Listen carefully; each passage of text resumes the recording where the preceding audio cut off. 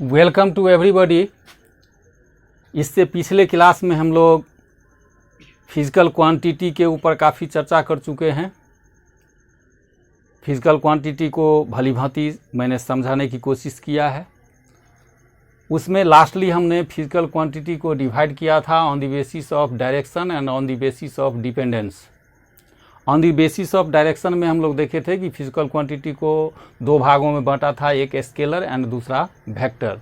उसी प्रकार on the basis of dependence दो पार्ट में बांटा था फिजिकल क्वांटिटी को। एक लिया था मैंने फंडामेंटल क्वांटिटी और दूसरा लिया था डिराइव्ड क्वांटिटीज। यानी फंडामेंटल क्वांटिटी यानी मूल राशि और डिराइव्ड क्वांटिटी मतलब व्युत्पन्न राशि के बारे में मैंने चर्चा की थी। और वहाँ पर भौतिक राशि को हमने जो डिवाइड किया फंडामेंटल और डिराइव्ड क्वांटिटी में, तो फंडामेंटल क्वांटिटी यानी मूल मात्रक, मूल राशि, और मूल राशि के मात्रकों को ही हम लोग क्या कहते हैं, मूल मात्रक कहते हैं। तो अभी हमारा टारगेट रहेगा, सबसे पहले हमारा टॉपिक रहेगा unit and measurement. Unit and measurement.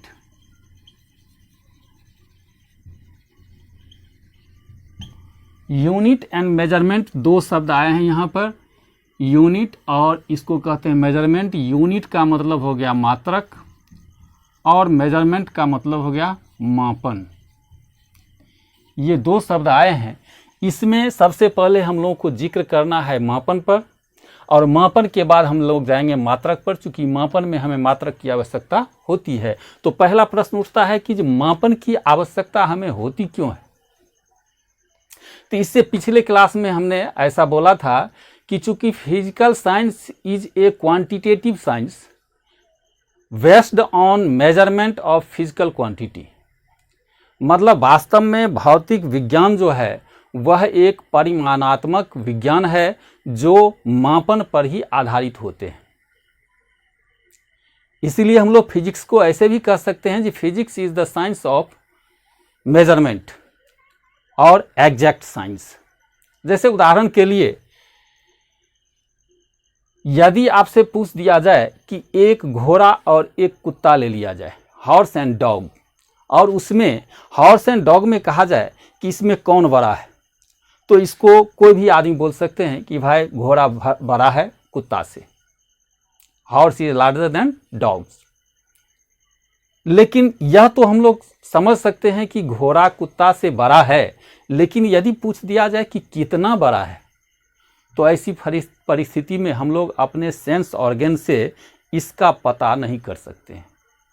चूंकि घोड़ा कुत्ता से बड़ा है यह हम अनुमान लगा सकते हैं अपने सेंस ऑर्गन से, यानी आई के द्वारा, आंख के द्वारा हम लोग पता कर सकते हैं। लेकिन कितना बड़ा है इसकी वैल्यू को निकालना हमारे लिए कठिन होगा, और वहीं पर आवश्यकता होती है हमें मापन की, कि आखिर मापन की यहाँ पर यदि मापा जाए कि वह इससे कुत्ता से कितना बड़ा घोड़ा है, तो वहाँ पर हमें मापन की आवश्यकता होगी, और वहीं से हम लोग मापन को ले चलते हैं।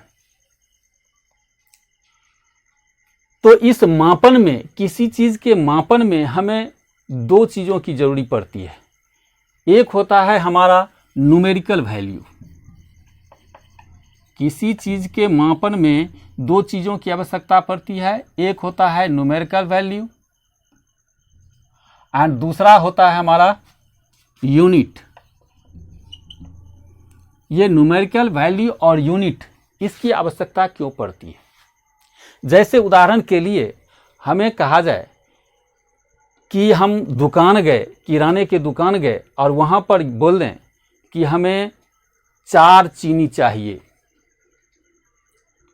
7 चावल चाहिए, यानी 4 कह दें चीनी चाहिए, 7 चावल चाहिए, या मान लीजिए 3 मिल्क चाहिए।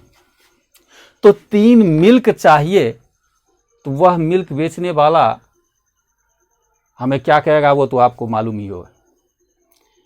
3 दूध चाहिए, 3 मिल्क चाहिए, इससे कोई अर्थ नहीं निकलता, यानी यह मीनिंगलेस वर्ड्स हो गया।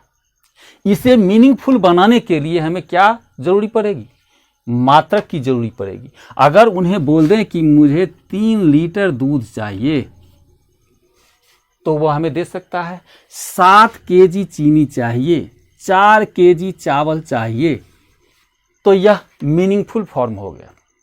यानी किसी भी फिजिकल क्वांटिटी को रिप्रेजेंट करने के लिए हमें 2 चीज़ों की आवश्यकता पड़ती है, एक न्यूमेरिकल वैल्यू और दूसरा यूनिट। नहीं, एक न्यूमेरिकल वैल्यू और दूसरा यूनिट। यानी न्यूमेरिकल वैल्यू को यदि हम लोग n से सूचित करें और यूनिट को यदि u से सूचित करें तो इसका अर्थ हो गया NU, यानी यह एक फिजिकल क्वांटिटी को रिप्रेजेंट करेगा। नहीं, अब यह फिजिकल क्वांटिटी को रिप्रेजेंट करता है तो सवाल उठता है कि ये तो मान लिया मैंने फिजिकल क्वांटिटी को रिप्रेजेंट किया, लेकिन अब यह यूनिट शब्द जो आया, यह कहाँ से आया यूनिट शब्द? तो इस यूनिट के बारे में हम लोग जानते सभी आदमी हैं, लेकिन इसको हम लोग व्यक्त नहीं कर पाते हैं, यही यूनिट है। जैसे उदाहरण के लिए, यदि आप एक बोरे में या किसी बर्तन में चावल खरीद के लाया और कोई आपसे पूछ दे कि यह चावल कितना में दिया, आप बोल दीजिए 50 रुपये में दिया, 50 रुपीज़ में दिया। लेकिन 50 रुपीज़ में दिया, इससे आदमी का जवाब पूर्ण नहीं होता है। वह आदमी आपसे पूछेगा इसमें चावल कितना है, मात्रा कितना है चावल का, तो आप बोलिएगा 5 केजी, 5 किलो है। तब वह तुरंत उसको जोड़ लेगा कि 50 रुपया में 5 किलो दिया है, इसका मतलब 10 रुपया प्रति किलो चावल है। तो प्रति किलो चावल है, यानी 1 किलो का दाम, यानी इकाई का दाम निकालते हैं हम लोग। इकाई का दाम निकालते हैं, वही इकाई जो है उसी को हम लोग कहते हैं यूनिट। इसको हिंदी में हम लोग कहते हैं इकाई। अब यह इकाई जो है, इस इकाई को हम लोग, जैसे आप लोग बैचलर लाइफ में दरभंगा में पढ़ते हैं, पटना में पढ़ते हैं, कोटा में पढ़ते हैं, जहाँ कहीं भी पढ़ते हैं, वहाँ पर भी आप देखिएगा बैचलर लाइफ में यदि एक लड़के हैं तो आप अपना खाना जो बनाते हैं उसमें चावल जो लगाते हैं, चावल जो पकाते हैं, तो उस चावल के लिए भी आप कुछ न कुछ यूनिट बनाए होइएगा जी, इतना चावल लगावें ताकि मेरे लिए वह सफिशिएंट हो।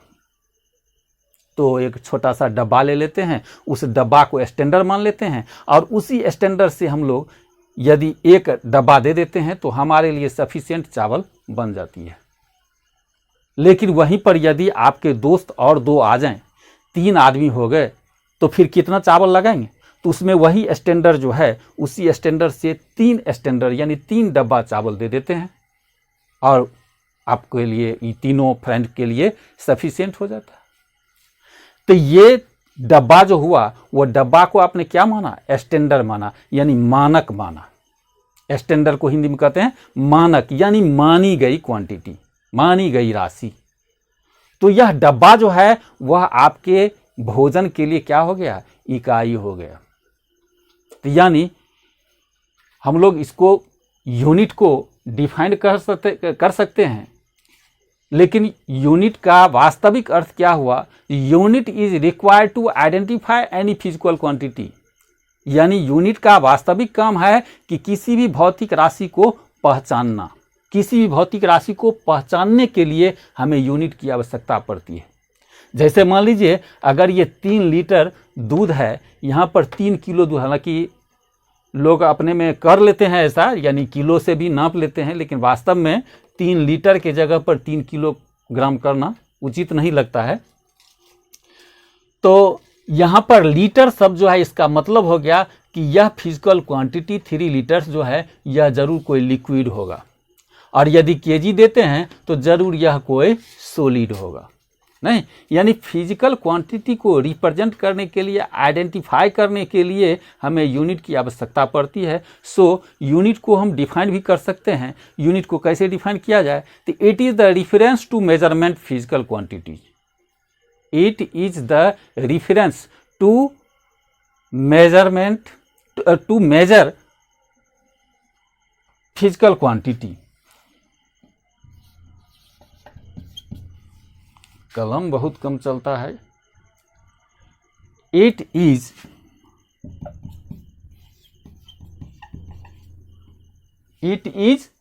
The reference, it is the reference to measure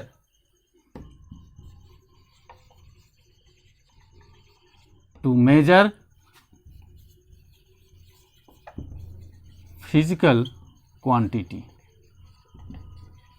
It is the reference to measure physical quantities. वैसे इसे हिंदी में भी हम लोग अपने भाषा में इसको तोड़ मरोड़ करके अच्छी तरह समझने के लिए इसको जान सकते हैं, जो ऐसा मानक जिसके द्वारा हम किसी भौतिक राशि का मापन करते हैं, मापते हैं। ऐसा मानक दिए हैं, चूंकि यह मानी गई राशि है, यह गॉड गिफ्टेड नहीं है, यह नेचर के द्वारा नहीं है, ये हम अपने हिसाब से बनाते हैं इसको।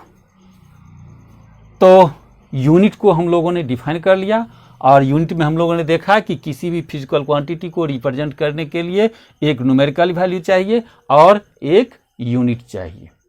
नहीं, अब इस यूनिट का बाद में हमें ज़रूरी पड़ सकती है, इसीलिए हम इसको एक बार देख लें कि इस न्यूमेरिकल वैल्यू और यूनिट, ये दोनों का अभी हमने इसे मैथमेटिकल फॉर्म में लिखा, एक रिलेशन के रूप में लिखा कि एन यू यानी एक numerical value and a unit. तो इससे हमें किसी कंक्लूजन पर जाया जा सकता है, इसका कोई उपयोग हो सकता है इस फॉर्म का। तो हाँ, इसका उपयोग भी हो सकता है। जैसे एन यू इक्वल टू हम लोग कांस्टेंट ले सकते हैं। कहिएगा क्यों कांस्टेंट लेंगे? तो जैसे मान लीजिए कि अभी आपने 7 केजी चावल लिया, दुकान गए, इसमें 7 केजी आपने चावल दुकानदार को बोला, आपको 7 केजी तोल के दिया। इस 7 केजी में एक न्यूमेरिकल वैल्यू है और एक यूनिट है। और वहीं पर दूसरा आदमी गया, वो बोला कि नहीं, हमको 7000 ग्राम चाहिए, 7000 ग्राम चाहिए। बोलिए, इसको दुकानदार मारेगा? नहीं मारेगा, नहीं। चूंकि आपने इसमें केजी के रूप में कहा और इन्होंने उसको क्या कहा, ग्राम के रूप में कहा। दोनों की पद्धति में अंतर है, दोनों की शैली में अंतर है, लेकिन दोनों चीज एक ही है। इन्होंने इसको ग्राम में बोला, इन्होंने इसे केजी में बोला। तो फर्क यहां पर क्या है? फर्क यहां सिस्टम का है, पद्धति का फर्क है। यह सीजीएस सिस्टम में बोला और यह एसआई सिस्टम में बोला। एसआई सीजीएस को हम लोग जस्ट आगे उसी पर चर्चा करेंगे, उसी के बारे में अध्ययन करेंगे। अभी फिलहाल इसको समझने के लिए मान लीजिए कि इन्होंने सीजीएस सिस्टम में बोला, इन्होंने एसआई सिस्टम में बोला। तो इस सूत्र का उपयोग, इस रिलेशन का उपयोग हम लोग करेंगे। अगर एक सिस्टम से दूसरे सिस्टम में बदलना हो तो वहां पर इसका हम लोग उपयोग कर सकते हैं। तब तो हम लोग देख सकते हैं कि 7 केजी और 7000 ग्राम दोनों सेम चीज है, यानी अभी इसका वैल्यू जो था, यह सिस्टम बदलने से इसके वैल्यू में कोई अंतर नहीं आया, यानी यह हमेशा क्या रहेगा, कांस्टेंट रहेगा, कांस्टेंट रहेगा। इसका मतलब हो गया, जब ये संबंध कांस्टेंट हो जाए, इससे हम लोग निकाल सकते हैं, अगर एक न्यूमेरिकल वैल्यू को 1 मानिए और यूनिट को, उसके यूनिट को 1 मानिए, तो दूसरे न्यूमेरिकल वैल्यू को 2 मानिए और यूनिट को 2 मानिए, यानी n1 u1 equal to n2 u2। यानी न्यूमेरिकल, यदि यूनिट में चेंज करेंगे तो हमें न्यूमेरिकल वैल्यू में भी बदलाव आएगा, चूंकि n is directly proportional to n2, n1 is directly proportional to n2 and u1 is directly proportional to u2। यानी इस पर हम लोग एक सिस्टम से दूसरे सिस्टम में बदल सकते हैं। जैसे उदाहरण के लिए अभी 7 केजी बोला, तो 7 केजी में यहाँ न्यूमेरिकल वैल्यू 7 है और u1 के जगह पर u1 ही रखिए। हमें निकालना है जी ये कितना आएगा, तो इसके बट्टा में यदि u2 हम कर देते हैं, यानी अभी इसको ही रखिए n1 u1 बाई u2, हमें ये n2 निकालना है। तो n1 के जगह पर कितना है, 7, इसको हम लोग n1 मान लेते हैं, इसको U1 मान लेते हैं, इसको N2 मान लेते हैं, इसको U2 मान लेते हैं। यही N2 का मान हमें निकालने के लिए बोला जाए तो यहाँ पर हम लोग क्या करेंगे, N2 बराबर इतना होगा। अब यहाँ पर N1 के जगह पर 7 रख दीजिए और U1 के जगह पर यह kg है, तो kg को आप किस में ले जाना चाहते हैं, ग्राम में। तो 1 kg इक्वल टू कितना ग्राम, 1000 ग्राम। और बाय में फिर U2 कितना है, ग्राम में ही है। ग्राम को काट देंगे तो कितना निकल जाएगा हमें, 7000। यही न्यूमेरिकल वैल्यू यहाँ पर, तो इसका उपयोग हम लोग इसमें कर सकते हैं। अब चलती है बात सिस्टम की। तो सिस्टम की बात चलने में हम लोग देखेंगे कि पुराने ज़माने में जब हमारे देश या अगल बगल के देश जब राजतंत्र हुआ करते थे तो हम लोगों के पास में भी यह दिक्कत होती थी, मानवों के पास में यह दिक्कत होती कि सभी आदमी अपने अपने मानक जो थे वो अपने हिसाब से रखते थे।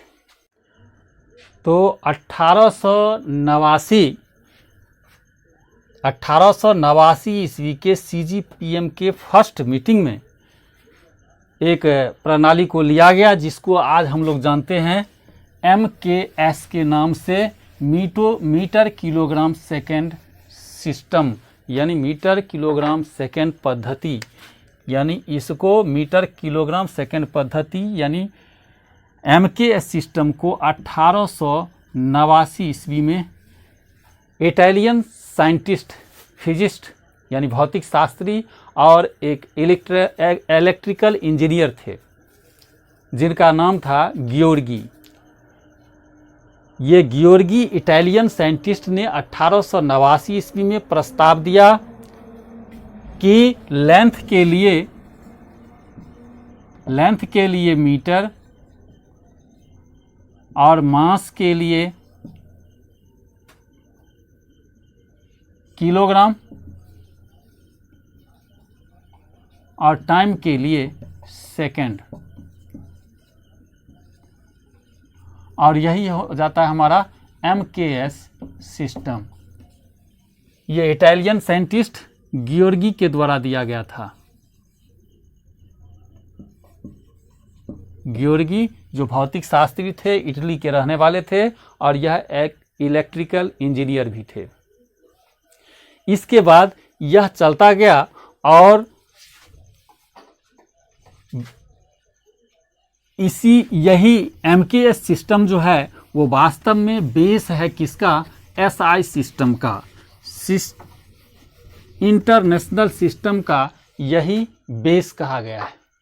और यह 1948 ईस्वी में CGPM की 9वीं बैठक हुई। और इस 9वीं बैठक कब हुई थी, 1948 ईस्वी को। 1948 ईस्वी में CGPM के 9वीं बैठक में ऐसा प्रस्ताव दिया गया कि यह CGPM दिया किनको, CIPM को, कि आप लोग ऐसा नियम बनाइए, ऐसा रेगुलर सिस्टम बनाइए जो सर्वमान्य हो, सभी जगह वह मान्य हो। और अंततः 11वीं बैठक जो हुई वह 11वीं बैठक किसका, CGPM का हुई। और वह 11वीं बैठक फिर कितने ईस्वी में हुई, 1960 में। 1960 में CGPM के 11वीं बैठक में ये फ्रांस के पेरिस शहर में यहीं पर 6 बेसिक राशि यानी 6 फंडामेंटल क्वांटिटी की यूनिट को डिसाइड किया गया, यानी 6 फंडामेंटल यूनिट्स को डिसाइड किया गया। और उसमें एक 7वां अभी तक हम लोग पढ़ रहे हैं कि 7 फंडामेंटल क्वांटिटीज होते हैं, 7 फंडामेंटल यूनिट होते हैं, जिसमें लास्ट में आपको एक आता है मोल, यानी अमाउंट ऑफ सब्सटेंस का मात्रक मोल होता है, जिसे पहले यहाँ पर 1960 में SI सिस्टम शुरू हो गया। यहाँ से भी क्वेश्चन बनता है, अभी चर्चा कर रहे हैं। लेकिन यह मोल जो है अमाउंट ऑफ सब्सटेंस का मात्रक मोल, इसे 14वीं CGPM की बैठक में, यह 14वीं CGPM की बैठक कब हुई थी, 1971 ईस्वी में। और इसमें मोल को लिया गया। इसमें मोल को लिया गया कितना में 1971 ईस्वी में। उससे पहले 1960 में जो एसआई सिस्टम लागू की गई जिसमें 6 बेसिक यूनिट को लिया गया। यह एसआई सिस्टम जो है इसमें 6 बेसिक यूनिट को जो लिया गया उसमें हम लोग इसके जस्ट आगे चर्चा करेंगे जिसमें 6 कौन कौन सिस्टम को लिया गया। फिलहाल आज हम इतना ही तक इसको एंड करते हैं और अगले क्लास में हम लोग यह एसआई सिस्टम में जो 6 और प्लस ये 14वीं बैठक में जो मोल को लिया गया अमाउंट ऑफ सब्सटेंस के लिए, इन 7 को हम लोग डिफाइन करेंगे और 7 को देखेंगे इसे कैसे लिखा जाए, इसका संकेत क्या होता है। फिलहाल हम तो इतना ही पर एंड करते हैं। जैसे जैसे विज्ञान का विस्तार हुआ, जैसे जैसे हमारे साइंस डेवलप किए, सारे विश्व में ग्लोबलाइजेशन हुआ और ग्लोबलाइजेशन के दरमियान एक देश दूसरे देश से व्यापार करने लगे, संपर्क में आने लगे। ऐसी परिस्थिति में किसी देश में कोई प्रणाली अपनाई जाती थी, किसी देश में कोई प्रणाली अपनाई जाती थी, तो ऐसी परिस्थिति में हमें व्यापार करने में काफ़ी कठिनाई महसूस होती थी। जैसे उस समय यानी आज से 1832 ईस्वी की बात करते हैं। 1832 ईस्वी में, कब की बात है? 1832 ईस्वी में गॉस नाम के एक फ्रेंच साइंटिस्ट थे, फ्रांस के वैज्ञानिक थे, जिन्होंने मास के लिए मिलीग्राम को लिया, इसी प्रकार इन्होंने लेंथ के लिए मिलीमीटर को लिया और टाइम के लिए इन्होंने सेकंड को लिया। ये 1832 की बात है। इसके बाद फिर 1873 में आकर के 2 वैज्ञानिक हुए, एक मैक्सवेल और दूसरा केल्विन। मैक्सवेल एंड केल्विन ने इसी में देखा कि मिलीग्राम और मिलीमीटर जो होता है वो काफ़ी छोटी राशि है, तो इन्होंने इसे बढ़ा करके यानी इससे बड़ा साइज लिया, जिसमें लेंथ के लिए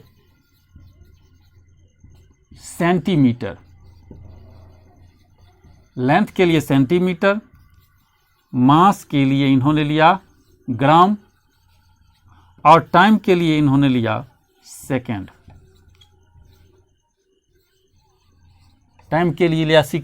यानी 1873 की बात है और यहीं से हमारा CGS सिस्टम की शुरुआत हुई। यानी क्वेश्चन पूछा जा सकता है, चूंकि CGS सिस्टम अभी भी हम लोग इसका उपयोग करते हैं, अभी भी इसका वैल्यू है, तो CGS सिस्टम की शुरुआत कहाँ से हुई? 1873 ईस्वी में। और 1873 ईस्वी में किन के द्वारा हुआ? तो मैक्सवेल एंड केल्विन के द्वारा हुआ। उसी समय ब्रिटिश जो था वह ब्रिटिश का अपना अलग प्रणाली चलता था। ब्रिटिश प्रणाली था FPS। ये ब्रिटिश प्रणाली है जिसमें F यानी लेंथ के लिए F हो गया फुट, और यह मास के लिए हो गया पाउंड, और एक हो गया S यानी टाइम के लिए होगा सेकेंड। ये हमारे ब्रिटिश प्रणाली थी, यानी ब्रिटिश के लोग इसी प्रणाली को अपनाए हुए थे। जैसे जैसे समय बीता और व्यापार बढ़ने लगा, वैसे वैसे हमारे पास कठिनाई महसूस होने लगी कि अब ब्रिटेन से यदि सौदा करते हैं तो वैसी एक्सपोर्ट या इंपोर्ट करते हैं, आयात या निर्यात करते हैं, तो वैसी परिस्थिति में हम लोग यदि किसी चीज़ का वजन करके किलोग्राम में दें तो वहाँ पर उसे पाउंड में बदलना पड़ेगा। यदि पाउंड में रहता है तो हमें उसको किलोग्राम में बदल के देना पड़ेगा। यानी ऐसी कठिनाई पूरे विश्व के देश के साथ होने लगी। अंततः कई देशों ने मिल करके और तब यह डिसाइड किया कि क्यों ना एक जगह बैठ करके हम लोग एक मीटिंग बैठाई जाए और उस मीटिंग में यह फैसला लिया जाए और पूरे विश्व में एक प्रणाली अपनाई जाए ताकि उसी प्रणाली को पूरे विश्व में मान्यता हो और सभी उसी प्रणाली को माने, अर्थात वह प्रणाली सर्वमान्य हो और हमें व्यापार में सुविधा हो पूरे विश्व में। तब जाकर के 20 मई 1875 की बात है। 20 मई 1875 में 20 मई 1875 में फ्रांस के पेरिस शहर में 20 मई 1875 को मीटर कन्वेंशन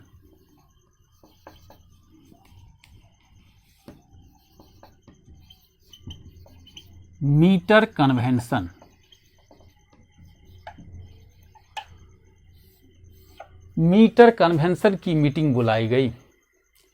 मीटर कन्वेंशन की मीटिंग बुलाई गई जिसमें उस समय 17 देश शामिल थे। 17 देश शामिल थे और ये 17 देश जब शामिल हुए तो इन सभी देशों ने मिल करके ऐसा फैसला किया कि हम लोग एक फिक्स प्रणाली को अपनाएं। तो इसके लिए इन्होंने 17 देशों ने मिल करके और 3 संस्थाएं यानी 3 ऑर्गेनाइजेशन को बनाया। जैसे उदाहरण के लिए हम लोग यदि गांव में पूरे गांव मिल करके एक कोई पर्व मनाते हैं, जैसे मान लीजिए हमने दुर्गा पूजा मनाया, तो उस दुर्गा पूजा में या कोई यज्ञ किया तो उस यज्ञ में पूरे गांव जो है वो सभी वर्क नहीं करते हैं, बल्कि पूरे गांव मिल करके 5-10 ऐसे गण्यमान्य या दबंग व्यक्ति को चुन देते हैं जो नियम बना करके और पूरे गांव के इस पर्व को अच्छी तरह हर्षोल्लास से मनाएं। तो ये 5 से 7 आदमी या 10 आदमी जो मिल करके बनाए तो एक तो संगठन पूरा गांव का हो गया। दूसरा संगठन हो गया कि गांव वाले ने चुन करके 10 आदमी को दिया, यानी एक बोर्ड बनाया और वह बोर्ड फिर क्या किया, वह अपने हिसाब से वर्कर को यानी एम्प्लॉय को डिवाइड किया। जो फलना फलना आदमी का जितने नवयुवक हैं उस गांव के उस नवयुवक को लेकर के और उन्हें वर्क दिया गया कि आप लोगों का फलना फलना वर्क है। या इसको ऐसे भी समझ सकते हैं कि यदि एक कंपनी लिया जाए तो कंपनी में शेयर को बेचा जाता है। शेयर को बेचा जाता है तो एक कंपनी जो है वह यदि शेयर को बेचता है तो उस कंपनी में ये जितने शेयरधारी हैं अर्थात पब्लिक हैं, और दूसरा स्टेज आता है कि ये सभी पब्लिक मिल करके कंपनी का बोर्ड ऑफ डायरेक्टर चुनता है।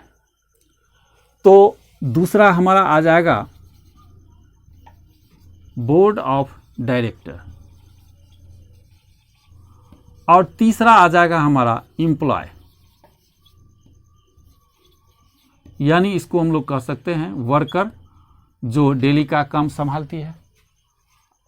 ये 3 स्टेज हो गया, ठीक है। अब ये 3 स्टेज में यह सबसे पहले पब्लिक हुआ, उसके बाद हमारा बोर्ड ऑफ डायरेक्टर हुआ यानी पब्लिक जो शेयरधारक हैं, और उसके बाद वो शेयरधारक डिपेंड करता है किन पर, बोर्ड ऑफ डायरेक्टर। जो बोर्ड ऑफ डायरेक्टर आप 5-10 जिन्हें चुन करके देते हैं, और वह बोर्ड ऑफ डायरेक्टर फिर डिसाइड करती है एम्प्लॉय को, वर्कर को, जो किसको कौन सा काम करना है। ठीक उसी प्रकार ये जितने देश थे वो सभी देश मिल करके और तब ये 3 संस्थाएं ऑर्गेनाइज की, यानी 3 ऑर्गेनाइजेशन को बनाया। इसी ऑर्गेनाइजेशन को बनाने में हालांकि उस समय 17 देश ही शामिल थे। आज के डेट में अभी लगभग 58 देश यानी 58 कंट्री उसमें शामिल है, यानी 58 देश उसमें शामिल है। ये 58 देश जो शामिल हैं इन 58 देशों में नियम रहता है कि इन 58 देशों में 18 जो होते हैं यह बोर्ड ऑफ डायरेक्टर के रूप में यानी सेकेंड स्टेज पर आते हैं, यानी 18 सदस्य चुने जाते हैं जो विभिन्न देशों से लिए जाते हैं। और उसके बाद वर्कर की टीम होती है, उससे पहले पब्लिक।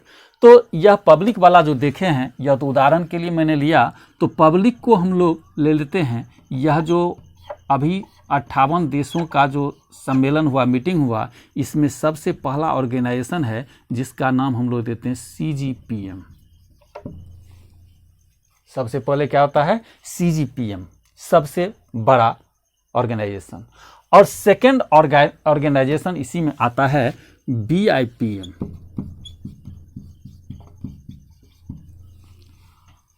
इसके बाद CIPM।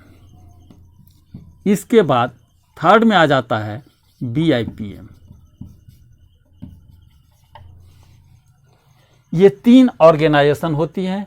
इन 3 ऑर्गेनाइजेशन में इसमें सदस्यों की संख्या फिक्स होती है। इसमें 18 सदस्य लिए जाते हैं, ठीक है।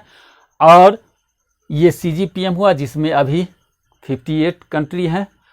इसके बाद BIPM है जो एम्प्लॉय की टीम है, ये अपने हिसाब से चुनते हैं। अब इनमें देखिएगा, इस CGPM इन सबों का फुल फॉर्म भी होता है। जैसे CGPM का फुल फॉर्म लिखिएगा तो CGPM का फुल फॉर्म लिख लीजिए, general conference on weights and measure. General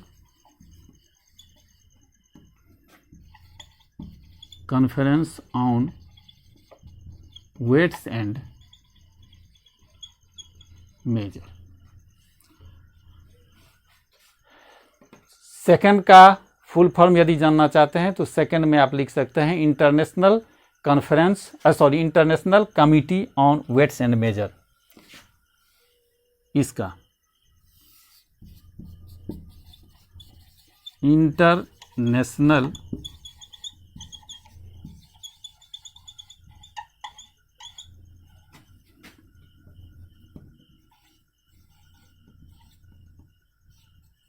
committee on weights and major.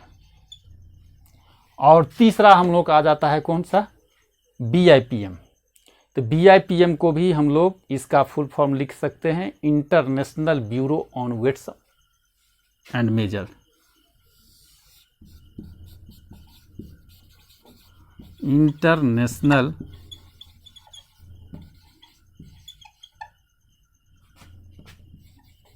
Bureau on weights and measure. ये 3 फुल फॉर्म हुए। अब ये तीनों ऑर्गेनाइजेशन जो है, इनका ये CGPM जो है, ये CGPM का बैठक जो होती है वो 4 साल पर होती है। 4 साल पर होती है। इसको याद रखेंगे कि CGPM का बैठक जो होती है वह 4 साल पर होती है। कभी कभी ये बैठक नहीं होती है, जब इसकी ज़रूरी नहीं पड़ती है तो इसकी बैठक नहीं भी होती है। लेकिन इसका नियम कहता है कि ये इसका बैठक कितने दिन पर होती है? 4 साल पर इसका बैठक होती है। 4 साल पर इसका बैठक होती है। और इसमें फर्स्ट जो मीटिंग हुई थी, यानी CGPM की पहली बैठक जो हुई थी, उसको भी नोट कर लिया जाए। जो फर्स्ट मीटिंग इसका कब हुआ था? 1889। फर्स्ट मीटिंग CGPM की फर्स्ट मीटिंग कब हुई थी? 1889 को। फर्स्ट मीटिंग 1889 को हुआ। और लास्ट मीटिंग कब हुई? लास्ट मीटिंग हुई यानी 26वीं मीटिंग। CGPM की लास्ट यानी 26वीं मीटिंग जो हुई वो कितना हुआ? 16 नवंबर 2018। 16 नवंबर 2018